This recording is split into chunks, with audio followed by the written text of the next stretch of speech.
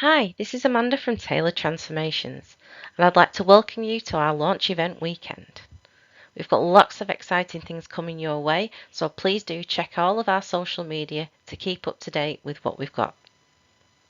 One of the things I want to talk to you about next is a feature I'd like to build in on a regular basis.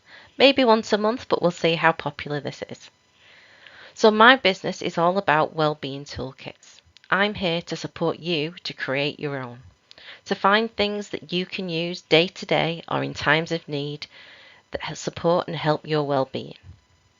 But there's only so many services that I can offer. And what I wanted to do is bring businesses to you that can give you more ideas of things that you could include in your toolkit. So this feature will involve me interviewing other businesses, talking about what they're doing in their well-being, what services that they cover, anything exciting they've got coming up, and we'll also ask them as individuals what they have in their own well-being toolkit. So please do check this out. I'm really looking forward to bringing it to you, and let me know your thoughts. So I'm here with the lovely Angela from Evolve. Hi. Hello. So I've known Angela for a very long time, and she's one of the people who I desperately wanted to be the first person to have this talk with. So, and for everybody out there, can you just introduce yourself a little bit and tell them about what it is you do? So, I'm Angela. I am a clinical hypnotherapist and trainer, as well as a Reiki master. I do CBT and mindfulness. I also run a training school in clinical hypnotherapy, of which is where obviously I met the good self Amanda. Which I'm familiar with quite a bit. So, how did you get where you were today then? Hard work, determination, and opportunities, and I guess being in the right place at the right time. I was lucky at the time that I trained. The school was actually looking to expand themselves, and I had skills in training that I was able to lend to the school, and I just took the opportunity really of helping them to develop, and then took on a training position with them myself. Obviously working is in my formative years as a hypnotherapist, under the mentorship of the school, and then just developing really and branching out myself, and after several years starting a supervision service for those therapists that we were training, and then ultimately moving on to writing my own diploma and opening up my own training school, but never forgetting the core work of the clients, because I do love the one-to-one work with the clients. It's really fulfilling. Yeah, when you see people walking out of your door feeling in a much better place than they walked in. And really the training school is just, and the classroom is just an extension really of the therapy room. In the classroom I am developing people in the same way, if you like, in self-awareness, as I am in the therapy room. Absolutely, and I know that from both accounts. So, what would you say is your favourite thing about your job then? I think I've already touched upon it, and that is developing people. I think what's really important for me when people find themselves at a crossroads in life, whether it be on a career path or whether it be within their own well-being, making them aware that there's options, because a lot of being stuck sometimes, whether it be personally or professionally, can be that they're just not aware of the opportunities that are out there, or they feel like they can't change. And I know that people can change, and they can change very quickly, and very easily. So it's really nice to be able to make people aware of those possibilities of change. Yeah. Absolutely. I mean, I know when I first came to you, I didn't even know anything about hypnotherapy, but I was at a real crossroads myself. And the difference from just being in that weekend foundation was just amazing. Everybody noticed that I felt so much different. So, yeah, it's really. And the change in you personally, if you don't mind me saying. Yeah. You know, I mean, we've spoke about it as well, haven't we? Absolutely. Privately, but the change within you has been immense. In your outlook, in the way that you talk, the way that you hold yourself, and the way that you go about everyday life. And those personal changes are allowing you to go on and to develop and create real positive professional changes. And that for me is what inspires me and gives me great job satisfaction. So, can you tell me what some people might misunderstand about your line of work? Yeah, I think hypnosis has a really bad rep, or historically it has. I think it's getting better as it's becoming more mainstream. There's more people that are coming in and actually accessing hypnotherapy as a way of change, because change can be quick, and it can be long lasting, and it can be permanent. Um, but it's getting over those taboos sometimes, for people, because what they have seen of hypnosis is what they see on TV or what they see on edited clips in YouTube or online. And usually the language that is used around stage hypnosis and those clips online do lead people to believe that as a hypnotherapist or as a hypnotist, if you like, we're taking control of our clients. And that's not the case. I say to my students in the classroom, you know, if I could take control of somebody, you know, I wouldn't be rocking up on a Saturday morning to teach a class. I'd have got the Winning lottery tickets. I'd have got the winning lottery tickets, or I'd have hypnotised my bank, you know, manager to give me the code to the safe. So I'd have been sat on a beach somewhere, and I wouldn't be continuing working. So it's the control element, I think, which is the biggest misconception. And you know, hypnosis and hypnotherapy are two different things. Hypnosis is a natural state, and it's a state that's tapped into on stage for entertainment purposes, whereas hypnotherapy is where we use the state of hypnosis to exact change in clients and to bring about positive change. But at no time am I in control. Our clients are in full control of their outcome at all times. Because isn't it true that you're actually heightened? Yep, you are. That's correct, Amanda. You are most definitely, and that's why you pass with distinction. You were clearly paying attention. Yeah, of course.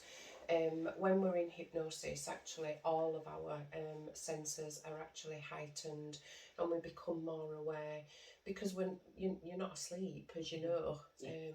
You know, we're not gonna make you close your eyes and transport you off to some karma nirvana and, you know, all of a sudden bring you back and here presto everything's changed and you've got no memory of it. That's not the case. The majority of people remember fully what's happened within the hypnotherapy session. So yeah. Thank you. So what advice would you give someone who wants to do what you do?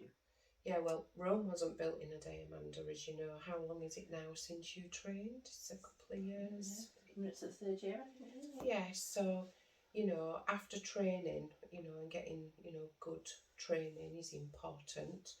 Getting good support and supervision after that training is also important to allow you to start to work and gently build up your clinical experience as you've been doing. That allows you to get to a point where you feel more confident to put yourself out there, as you're now beginning to do, which is really amazing to see. So yeah, just go at your own pace and don't let what other people are doing put you off, and be confident in who you are, but always access good support, always access good supervision. And don't think that once you come out of the classroom, if it is within hypnotherapy that you do your training, because there's lots of other holistic therapies out there. But if it is within hypnotherapy that you do your training, that you continue to develop, and not just necessarily in continued therapy techniques, but also going to look to train in certain areas that can bring you a greater understanding of some of the areas in which you're working, such as mental health, which is really high on the agenda today. So getting really good mental health training with mental health first aid is one of them.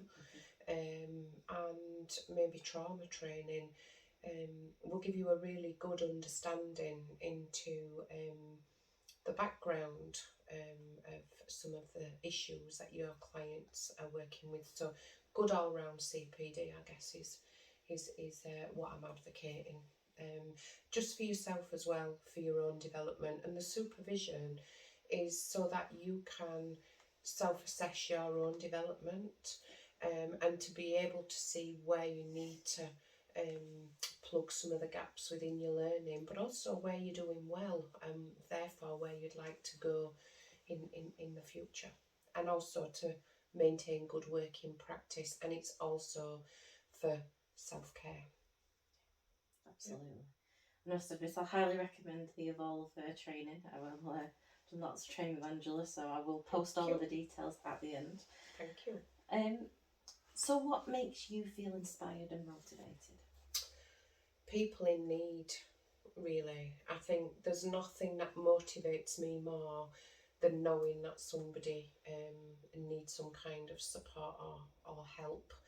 I've always, when I look back on my working career, I've always been in service to some degree, whether it be working as a nursing auxiliary, or whether it be working for victim support, working with victims of crime, and then coming into therapy, or as a childminder as well. So all of those roles have always been what I would call in service, looking after people, caring for people's needs, because I feel I'm a very compassionate, empathic and caring person, and therefore I've always been aware that those are the strength and the skills that I have. So yeah, people in need inspire me. Fantastic. And what does well-being mean to you? Oh, well, well-being is all encompassing. So well-being is not just physical, it's mental, it's psychological, it's either environmental, it's professional. So well-being is it's all encompassing.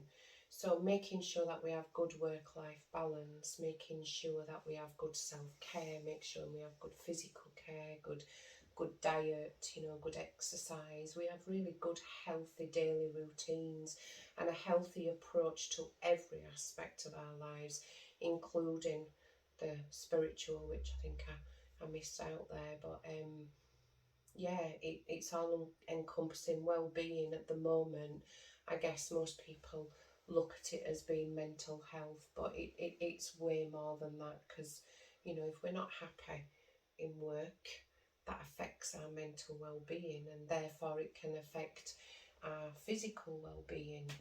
Our social life is really important to us if we don't have a good balance. So well-being is all encompassing for me. I love that description, thank you. Yeah, and I think it's important as well that when clients come in, that we're not just asking about the mental health. I am asking about how's work, how's their social environment, and it's looking and asking the questions across the board, because the problem may not be in just one area. Absolutely. Hypnotherapy is a great tool for sort of bringing that out and working with different aspects as well. Yeah, and it's such a gentle, non-evasive, natural therapy. Yeah. And I think, if people could just understand that hypnosis isn't something that's done to you, it's actually something that is a part of your biological makeup. It's something that you experience every day with or without a therapist. Yeah. You know, you're going in and out all the time, as you know. And it's understanding when we're in those moments of hypnosis or, trance, if you like, those moments of daydreaming, that they're actually really powerful moments, and the moments to seize and to just check that everything that's running through our mind is actually positive. You know, self-hypnosis is a really powerful tool, and it's just understanding how we can utilise that for our greater good. Definitely, and I find myself self-hypnosis has made such a big difference. Times of need, it's easy to just dip into that. It is. Yeah, and it's, really refreshing, 10 minutes in hypnosis, just, venting off, you can come out and you can feel really refreshed. So, talking about self-hypnosis then, what's in your Wellbeing Toolkit? First and foremost, as a working therapist and teacher, the first thing in my wellbeing kit is supervision. I don't just advocate it for my therapists. I actually undertake regular supervision myself because it's important for my own professional development. Even though I know, what I like to do, and I probably know where I'm going, I still have that client work, and I still have my own life, that can have a direct impact on my work and how I feel about that. So for me, on a professional level, supervision is really important for me. It's important that I maintain it for a healthy work-life balance. But personally, self-care is at the top of my agenda. As you know, I have a lovely little doggy at home. You do. So for me, I like to be out in nature. So after a heavy teaching day or a therapy day or meetings, wherever I've been, the first thing I do to debunk is I tend to leave my phone at home, pick up my doggy, and we head off to the woods. And it's usually about a 45-minute walk. That doesn't always, work straight away. So I like baths, I like oils, I like aromatherapy. I've got a keen interest in Reiki, so I have friends where we do Reiki shares. And if and when I need it, I will also tap in and see another hypnotherapist and undertake some hypnosis myself, because we are human beings, so we do. Being a therapist doesn't negate life stress and difficult life events. We are all human after all. Absolutely, yeah, and we all know what that's like. It can be difficult. It can be, and it can come at any time. So yeah, but exactly. Knowing you've got those tools, and I think especially doing the hypnotherapy course has made me recognise sooner maybe when I'm heading down that path. It just gives me those things that I can dip into whenever I need. So, support networks are really important. We talk about them all the time, don't we, with clients? I certainly ask my clients what support network that they've got around them, because it's important to understand if this person is working with themselves in isolation. So anything really that I advocate to my clients, I like to think I lead by example. So I implement, and I think, when I start teaching a new cohort of students, one of the things that I advocate to them is that, by learning these tools, it's really important that as therapists we recognise when we need to implement them for ourselves. Absolutely. But also know when we can't implement them for ourselves and when we need to go and hand that over to somebody else, for them to help us. Yeah, absolutely. So are there any wellbeing resources that you can recommend that will help other people? So books, podcasts? Yeah, for anybody who's beginning and is just looking for a little inspiration, or maybe looking to do some self-development or some self-work, Louise Hay, You Can Heal Your Life. Yes. You know that one. You can pick that book up now on any good online shopping outlet. I won't name anyone in particular. I don't want to be in trouble for advertising.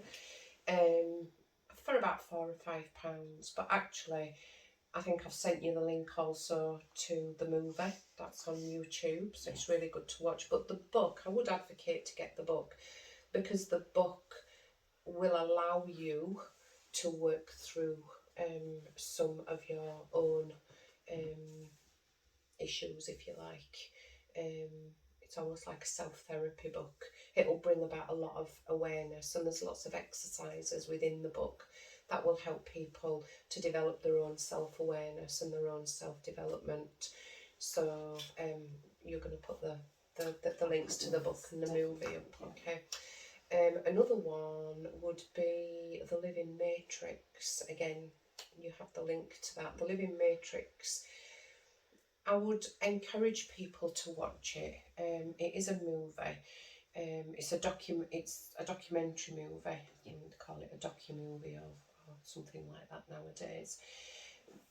But what it's doing is it's bringing in the credibility of some of these natural healing modalities, such as hypnosis and tapping and Reiki and healing energies, and it's really bringing in the science. And I think it will help people that do have a logical mind, that think, you know, some of this holistic stuff is a bit, you know, it's a bit out there for them. It will help to give them some kind of scientific basis and reasoning for them to begin to understand how these therapies work. So yeah, that's some really good resources. Those are two really good starters there. And then there's the Paradox Chimp as well. That is a really good book to read. That will give people a really good understanding of self-awareness, of how the mind works, and how there's different sides to our mind, different aspects to our mind. It's not just one whole functioning being, different motivators and different drives. But that is a great book to give them a real good sense of self-awareness. I think that's one I've actually got on my bookshelf. Not read it yet, but it's there waiting. It's really good. You will enjoy it. Yeah, sounds great. I'm definitely going to have a look at that one. So, can you tell us about any new projects that you've got coming out that you might be able to give us a sneak peek about? I might have to shoot you. No, I'm only joking.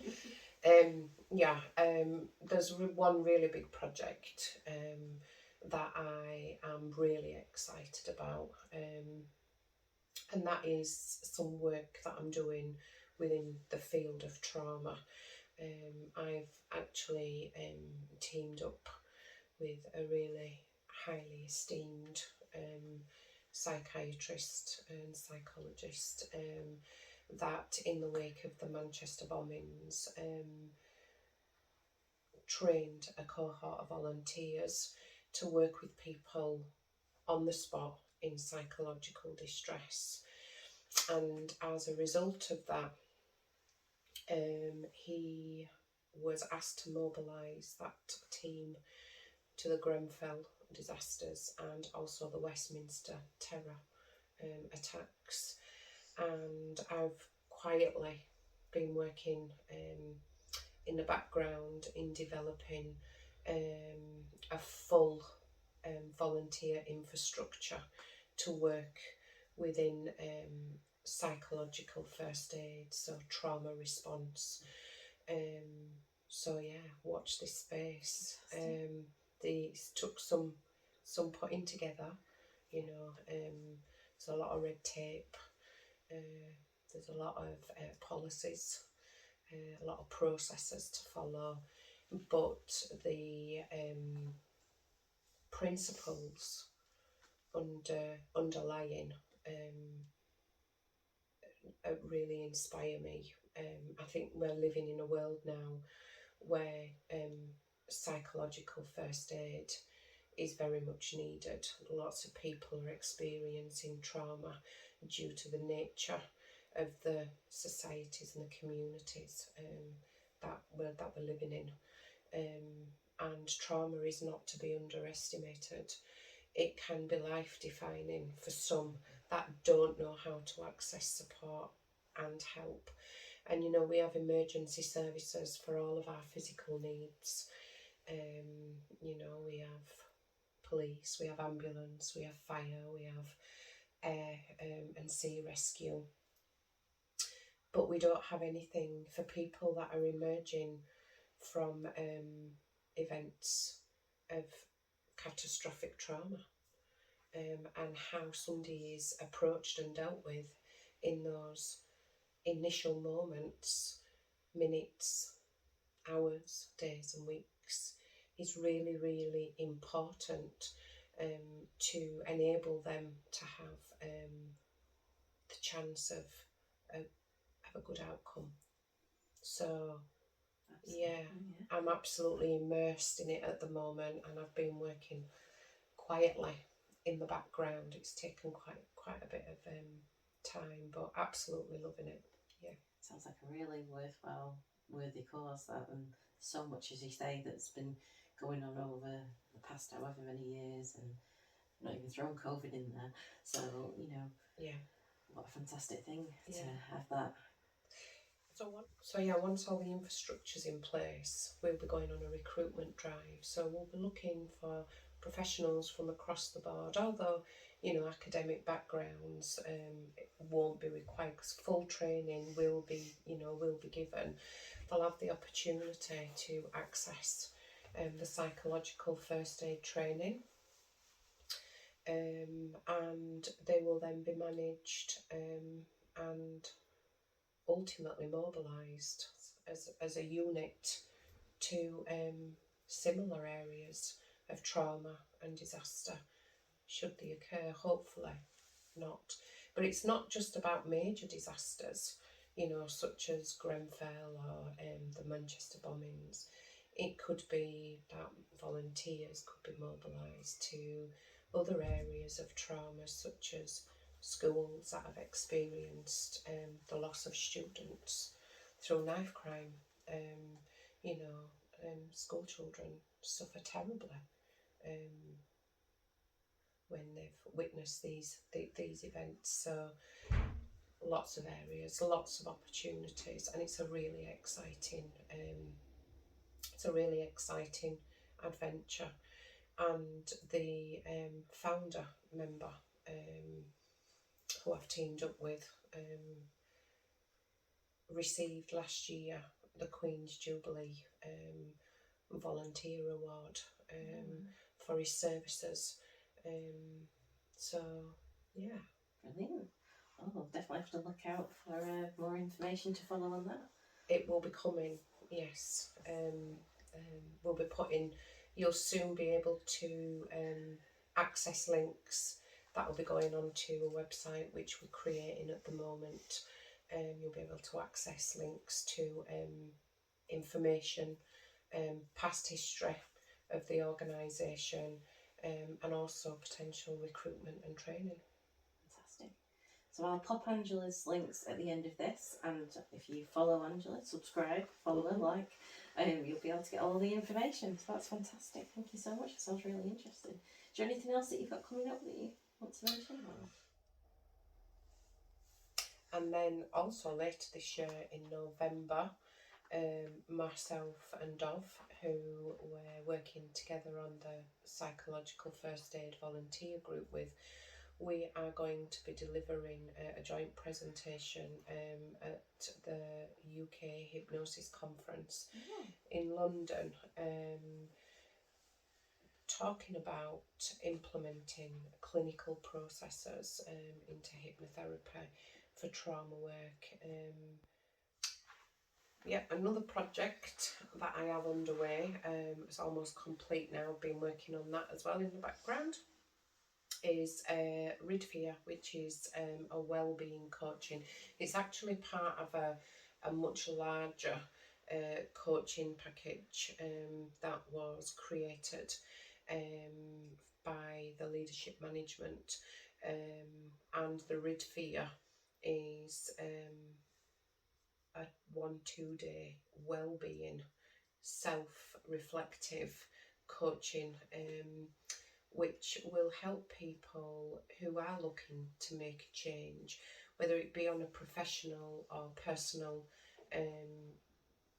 level, to be able to see what their blocks, their distractions, their fears, where all their energies are going, really. With that understanding, we'll be able to coach them and help them through that process of change and make it as comfortable as possible. But the beauty of this coaching package, it's not just your everyday coaching. It does actually integrate therapy into it, and some of the hypnotherapy, CBT, and mindfulness techniques that we've picked up along the way. So yeah, it's an overall wellbeing coaching package. It's not just therapy, it's self-coaching. Brilliant, that sounds really interesting. Okay. Sign me up now. Yep, I have got some Reiki training coming up. Mainly because I have a lot of therapists that are doing trauma work, so body work is important when it comes to trauma work. And in September I will be holding an open day for the next clinical hypnotherapy diploma, which will start in October. So the open day is free, it's fun. We'll be doing lots of fun things around hypnosis and hypnotherapy. So yeah, you can just come along and see if it's for you, if it's what you want to do, and if it is, then you can sign up and away we go, and yeah, be prepared for your life to change. Absolutely, and I can highly recommend both of those because I've been to all of them.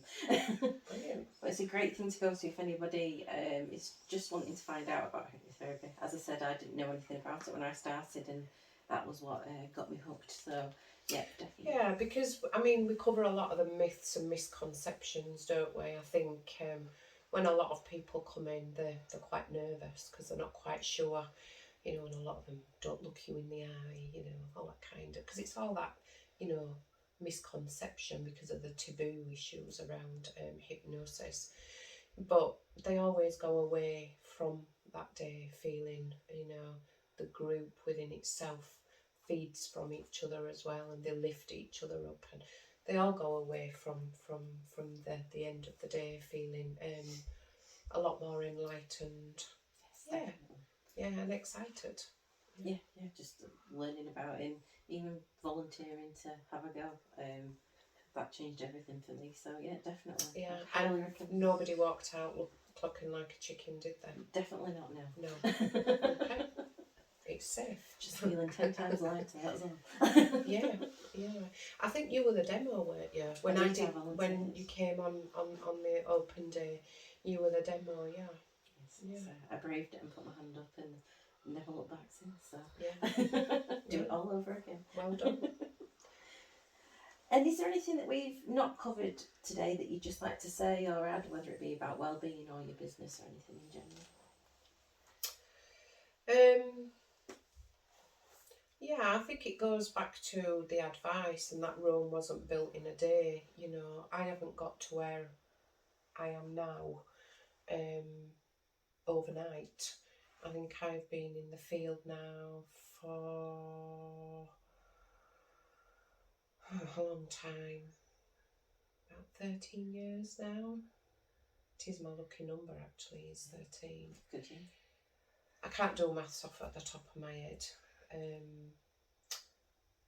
And it's only really in the last 5 years that things have started to really pick up for me. COVID obviously had an impact on that. And it's just to keep going, really. Just believe in yourself. Don't let other people affect where you want to go. Yeah, and it's just keep chipping away. And I think if you do want to make that change, understanding that most people want change, and it's usually the outcome that they have in the mind. you know, they want to change and they want to be like this. But getting from A to B, you know, can be up and down and rocky. And it's usually within that, the in-between stage, the transition, that's uncomfortable. And I'm talking about that on with a client in therapy, but also as a professional, you know, choosing to change career, choosing to change direction. Change of any kind creates, discomfort. But it's when we're in those moments of discomfort, we're outside that circle, you know, everybody's seen that circle of comfort. You know, it's okay to stay where we are, but nothing changes. We have to actually venture out into that transitional phase of discomfort to actually get to our outcome, to our end goal. But it's in that moment of transition, and that can take a while, you know, depending on what it is that you're looking to achieve. But it's during that process of transition where you need the support. And networking. Keep networking. You know how important it is to network. Absolutely. You know, no man's an island, and no therapist's an island. So we all need the input of others. And it's getting those like-minded people as well, isn't it? That, you know, that are in a similar background, want to be where you are, and vice versa. You know, people that are in your sphere that, you know, you motivate you, that inspire you. Exactly. Yeah, I think once you start on a process of self-discovery, you'll find that a lot changes around your life. So like people that you've probably had in your life for a long time, you know, may move out of your life, and it's only because you're not speaking their language anymore. You know, you're changing, and your change may be their discomfort, you know. So yeah, moving within like-minded people. You know, it's like if, you know, an alcoholic lives in a pub, there's no chance of recovery, or little chance of recovery, by staying in that environment. You know, and part of that transition may be having to move around to where he's got that best support network. And that's what we need to do as individuals that are looking after our own well-being, but also as professionals working in the field, we have to be around like-minded people. People that inspire and lift, as you said. Yeah. Fantastic. Well, thank you very much. You've given us loads of fantastic information. We've got some really exciting things that I can't wait to find out more about. And I will bob all of Angela's details on the end of this, and you can feel free to get in contact with her. So thank you very much. And can I just say, it's amazing to see you're achieving. Oh, and well done for putting yourself out there, because it is one of the hardest things to do, to be able to put yourself out there and to be seen, because as we know, there's many people out there that are ready to criticise and bring people down. So yeah, congratulations, and I wish you all the best, Amanda. But I know that I'll see you on a regular basis, so I shall be keeping my eye on you. You can't get rid of it. And thank you for this opportunity as well. Well, thank you for taking part. It's great. Now, as I say, I wanted you to be the first one, so thank you.